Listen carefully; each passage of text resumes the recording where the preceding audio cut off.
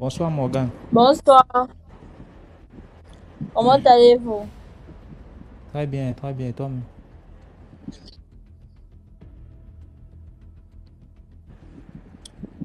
C'est comme je disais, je vais raconter une histoire que j'ai vécue avec ma grande Ok, sœur décédée maintenant.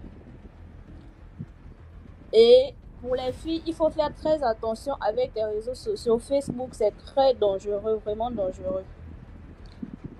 Voilà l'histoire. Je vivais avec ma grande sœur. Dans le ventre de notre papa, on n'était que deux. Je vivais avec ma grande sœur. Elle a fait la rencontre d'un monsieur sur Facebook. Ils ont commencé à s'échanger et tout. Ils ont commencé à parler, ils ont fait des sorties. Après un soir, elle me dit non, elle sort, elle ne va pas rentrer, elle va dormir chez le monsieur en question. Bon, moi je ne connaissais pas le monsieur. Bon, nous sommes entre filles, elle venait parler, on racontait juste, bon voilà et tout. Je dis ok, tu vas dormir chez le monsieur en question, mais quand tu arrives, fais-moi au moins signe pour me dire que je suis bien arrivée et tout. Elle me dit ok. Elle va chez le monsieur, elle m'envoie le message, je suis bien arrivée. Quand tu vas dormir, tu fermes la porte. Je dis, ok, là, j'ai dormi, j'ai fermé la porte. Le lendemain, quand elle est venue à 9 heures. Quand elle est arrivée, aux environs de 12 heures, elle a commencé à pleurer qu'elle a mal au ventre. Bon, comme nous sommes des femmes, on a commencé à se moquer d'elle, que non, peut-être ce que vous avez eu à faire la nuit là et tout, c'était fort. Elle me dit non, c'est pas ça, elle a mal au ventre. Ça, je dis non, explique, tu ressens quoi au juste. Elle m'explique, elle me dit elle ne sait pas comment m'expliquer, mais elle a sérieusement mal. C'est là où je dis bon, tu as mal, essaie de me donner les sous. Je vais aller à la pharmacie, expliquer si on peut me donner quelque chose pour calmer. Elle m'a donné des sous, je suis partie à la pharmacie. Les environs de 11 heures comme ça, je suis partie à la pharmacie, on m'a donné les médicaments et tout. Quand j'arrive, elle a allongé. Je demande si elle a mangé, elle me dit non, elle n'a pas l'appétit, elle veut juste prendre les médicaments. Je dis ok, d'accord, je prends les médicaments, elle boit. 13 heures, elle commence à pleurer dans la chambre. J'étais assise au salon, elle commence à pleurer, elle commence à pleurer. Quand je vais vers elle, tu pleures, quoi au juste? Explique-moi parce que moi je ne comprends pas. Elle me dit elle-même, elle ne connaît pas ce qui se passe, elle ne comprend pas ce qui se passe, mais elle a sérieusement mal. Elle était allongée, elle n'arrivait plus à bouger et tout. C'est là où avec la panique, j'ai appelé les tantes et tout. Ils sont venus, nous sommes partis à l'hôpital général. Là, c'est à Libreville, à l'hôpital. Quand on arrive à l'hôpital, on fait les examens et tout. On dit non, elle n'a rien, elle n'a pratiquement rien. On ne trouve pas la maladie. Retournez avec elle à la maison. Comme ça, quand on reprend la voiture, on retourne à la maison. Mais il nous avait donné les suppos que comme elle a mal au ventre, peut-être elle a mangé un truc ou je sais pas. Elle va prendre les suppos pour essayer de voir si ça va se calmer. Arrivée à la maison, elle a mis les suppos et tout, ça n'allait pas toujours. Aux environs de 18 heures, elle était allongée, elle ne parlait plus. Quand tu regardes même, tu sens que elle n'est plus avec vous, elle n'est plus là, la personne, elle n'est plus là. On a commencé à paniquer. Bon, j'étais restée seule, les tantes étaient déjà retournées. J'étais obligée d'appeler les grandes soeurs, les aînées. Elles sont venues, on a commencé à paniquer et tout. C'est là où la grande soeur a commencé à lui poser la question que, là où tu es parti, le monsieur, tu connais le monsieur depuis? Elle me dit oui, je connais le monsieur, mais ce n'est pas lui, machin et tout. Je ne connais pas ce qui se passe. C'est là où la grande soeur avait demandé si elle a encore les sous pour retourner à l'hôpital. Elle avait dit non, elle n'avait plus. Vous allez m'excuser, hein, pour ce que je viens de dire là. C'est comme ça que moi je sortais avec un Libanais et tout. Je l'appelle, je lui dis non, là où je suis là, je suis vraiment dans les problèmes, j'ai besoin de sous et tout. Il me dit viens me trouver en Gonje. Là je suis en réunion, je ne peux pas venir vers toi, mais toi tu peux venir, je vais te remettre les sous, tu vas partir. Quand j'arrive, j'explique que non, voilà, il y a ma grande soeur qui est malade et tout, voilà pourquoi je te demande les sous. Il me dit ok, il n'y a pas de souci. Il prend 50 000, il me donne. Il prend 50 000, il me donne, il me met dans le taxi. Le taximan, c'était un Gabonais. On vient, monte dans le taxi. Hein. Je viens, on était qu'à deux. Quand on arrive au niveau de la démocratie des gens qui connaissent Libreville, au niveau de la démocratie à la montée, là où il y a souvent les fleurs, là. Le taxi gare. Lui demande, ah mon frère, moi je suis pressée, tu t'arrêtes encore. Il me dit, non, tu n'écoutes pas, la voiture fait un bruit bizarre. C'est là où je dis, non, mais le voilà, tu peux aller voir ça. Devant, il me dit, non, je vais regarder et on continue parce qu'on risque de ne pas arriver. Je dis, ok, regarde, mais fais vite. C'est comme ça qu'il descend. Quand il descend, il ouvre la malle arrière. Il vient avec une machette. Bien limée, bien aiguisée. Bon, je ne savais pas. Donc, quand il vient, il avait déjà la machette en main. Il ouvre la portière, il me dit, sors.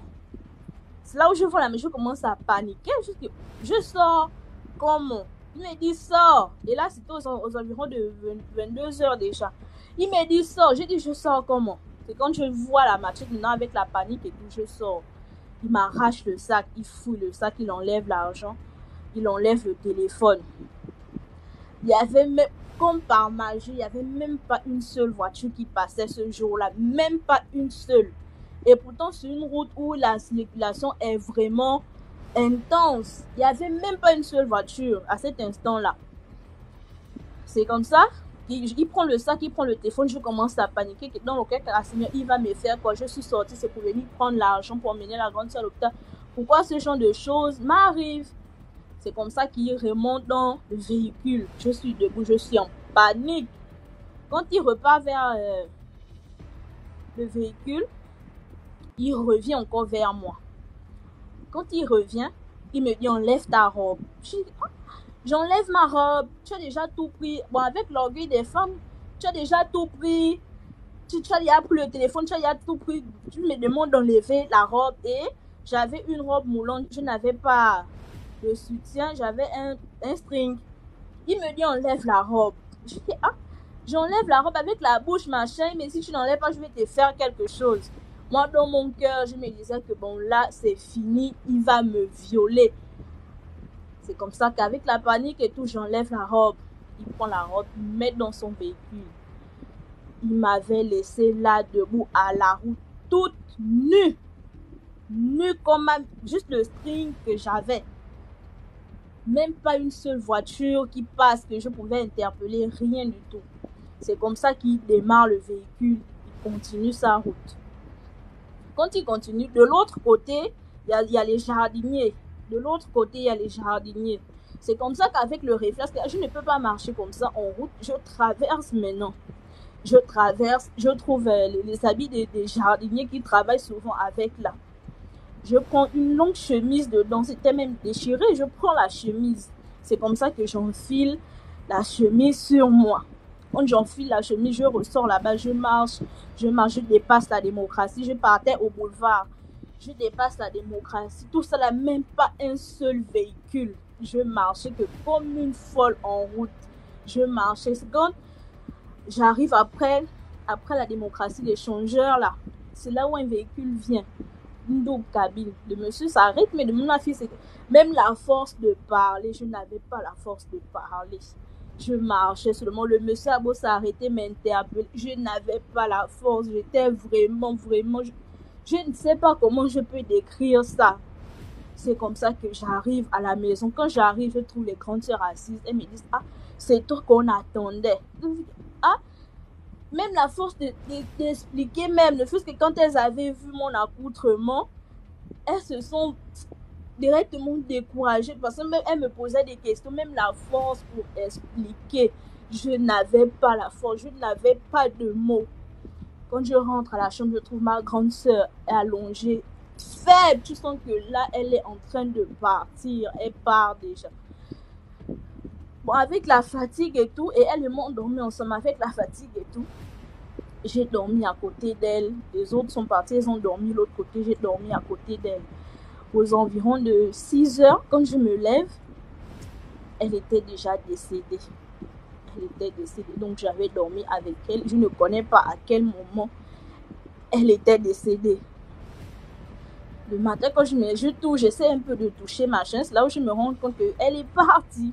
Quand je commence à pleurer, c'est là où les grandes sœurs viennent et tout, quand elles arrivent. On a les trucs là, non, les mamans du quartier ont écouté le bruit, machin. Ils ont dit non, elle n'est pas encore décédée, mais non, quoi, à l'hôpital, machin, on ne sait jamais. C'est comme ça qu'on a encore appelé nos tantes, elles sont venues. Quand elles sont venues, on l'a mis dans le véhicule, on arrive à l'hôpital général. Quand on arrive à l'hôpital général, on nous a dit non, elle est décédée depuis 3 heures du matin qu'elle était décédée. Donc, ils ne connaissaient même pas ce qu'on était revenu faire avec le corps sans vie. C'est comme ça, bon, pour faire le tralala, appeler la morgue, appeler machin, ils ont mis le corps dans une salle. Donc, les gens qui venaient, les parents qui venaient, parce que moi, je n'avais plus la force d'aller voir, aller regarder. Je n'avais plus cette force-là. Les parents qui venaient, les copines, les soeurs, quand ils allaient dans la salle, elles venaient là-bas que non, le corps, ça ne va pas. Le corps ne fait que s'enfler. Le corps ne fait que s'enfler. Le ventre était ballonné. Quand on venait me demander quoi, elle était enceinte. J'ai dit non, elle n'était pas enceinte. Le ventre était que ballonné. On a appelé la morgue, ils sont venus, ils ont pris le corps, ils ont emmené le corps. Comme on restait à deux, et puis on n'était pas le genre de soeur qu'on va dire que chacun de son côté, non. C'était ma grande soeur, donc on se parlait, tout son mot de passe de son téléphone, c'est moi qui connaissais et tout. Quand le grand frère m'a dit, est-ce que tu as regardé son téléphone? J'ai dit non, je n'ai pas regardé son téléphone. Il m'a dit, prends d'abord le téléphone, tu essaies de regarder les dernières conversations, les derniers contacts. Quand je regarde, je vois elle a appelé un numéro avec insistance, vraiment, plus de 1000 appels qu'elle a appelé, mais la personne ne répondait pas. Quand je rentre dans ce WhatsApp, je regarde les conversations et tout. Je vois la première conversation du haut, m'interpelle. Quand je regarde, elle a envoyé le gars. Quand elle est arrivée, quand elle a commencé à avoir mal, elle a écrit au gars que non, je suis malade et tout. Il ne répondait. Il lisait, mais il ne répondait pas. Quand il dit au gars que elle dit au gars que je suis malade, je ne me sens pas bien. Est-ce que tu peux venir me chercher pour m'emmener à l'hôpital, machin et tout. Le gars, il lisait, mais il ne répondait pas. C'est aux environs de 18h, 19h, elle envoie le message au gars que qu'est-ce que tu m'as fait? Qu'est-ce que tu m'as fait? Si quelque chose m'arrive, je vais dire à mes parents que c'est toi. Si quelque chose m'arrive, je vais montrer ta photo. Le gars lisait toujours, il ne répondait pas. C'est comme ça que je suis rentrée, le grand frère, parce que mon grand frère, il n'était pas ici, il était sur Makoko. Il me dit, fouille bien le téléphone, tu fouilles. Est-ce qu'il y a la photo? Je dis non, il n'y a pas la photo du profil. Il n'y a pas la photo du profil sur le numéro du gars en question. Il me dit, fouille bien. Je fouille, je sors, je repars sur Messenger et tout. Je rentre dans les conversations comme ça. Un cœur me dit, rentre d'abord dans la conversation là. Je rentre. Quand je rentre, là où je vois les captures, bon, les conversations là, ils ont commencé à s'écrire, machin, et ils ont commencé à s'écrire et tout. Sur place, le grand frère avait pris la voiture, il est arrivé à Libreville. Quand il arrive à Libreville, il me demande de lui donner le téléphone, je déverrouille et tout. Quand il prend maintenant le numéro, je l'explique, bon, voilà ce que j'ai eu, voilà ce que j'ai trouvé et tout. Il prend le numéro du gars, quand il appelle, le gars répond. Quand allô, bonsoir, oui, vous connaissez mademoiselle Jessica, le gars coupe l'appel, il raccroche. Quand on appelle avec le numéro de la grande sœur, il ne répond pas. Quand on appelle avec le numéro, il ne répond pas. C'est comme ça qu'on avait appelé maman pour expliquer. Avec l'affaire du deuil et tout, on avait laissé de ce côté-là. Mon grand frère, c'est il est très spirituel. Il est très spirituel. Lui, il reste avec les pygmées à Makoko. Il reste avec les pygmées en Beauce parce qu'il creuse l'or. C'est comme ça qu'on a fini de faire le deuil et tout. Il est retourné. Donc, quand il est retourné, il a commencé à faire les recherches pour regarder, essayer de voir, machin. C'est comme ça qu'on avait dit là-bas que bon, voilà, elle était sortie avec quelqu'un qui l'a sacrifiée. Et parce que même quand on avait, le jour de la veillée, quand on avait voyagé avec le corps, le jour de la veillée, son ventre était pratiquement collé au fermoir du cercueil. Son ventre ne faisait qu'enfler. Son ventre était sérieux. En fait, on se disait qu'on n'allait pas arriver au village parce que le ventre allait s'éclater.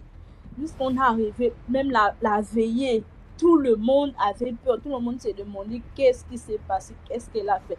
Parce que le ventre était ballonné comme une femme enceinte de 9 mois ou plus même. C'est comme ça que quand le grand frère a essayé de chercher et tout, il a appelé moi que bon, voilà ce que j'ai trouvé. Ma maman, elle croit beaucoup en Dieu, elle va trop, elle est plus église. C'est comme ça que maman l'a dit non, ne fais rien.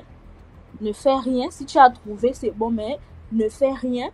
On remet ça entre les mains de Dieu. Et moi, je suis quelqu'un, j'ai la tête vraiment, ma tête, elle est ouverte. Si je vous dis que jusqu'à présent, je vois ma soeur, mais peut-être quand je dors, je vois elle est là, elle me regarde, elle ne parle pas, elle n'a pas la possibilité de parler. Mais quand tu regardes, tu sens qu'elle a envie de parler, mais elle ne peut pas. On dirait comme si elle est bloquée, quelque chose qui l'empêche vraiment de parler. Il y a quelque chose qui l'empêche de parler. Jusqu'à présent, parfois il y a des situations, quand je suis dans les problèmes, je suis vraiment dans les problèmes, je m'allonge, je dors, elle vient, mais elle est dans l'incapacité de parler, elle est dans l'incapacité de faire sortir une parole. Donc, c'est pour vous dire, les jeunes filles, Facebook, méfiez-vous des réseaux sociaux. Méfiez-vous vraiment des réseaux sociaux. C'est mon histoire. Bonne soirée, je suis dans les commentaires. Ouais. Et condoléances, Morgan. Merci. Vraiment.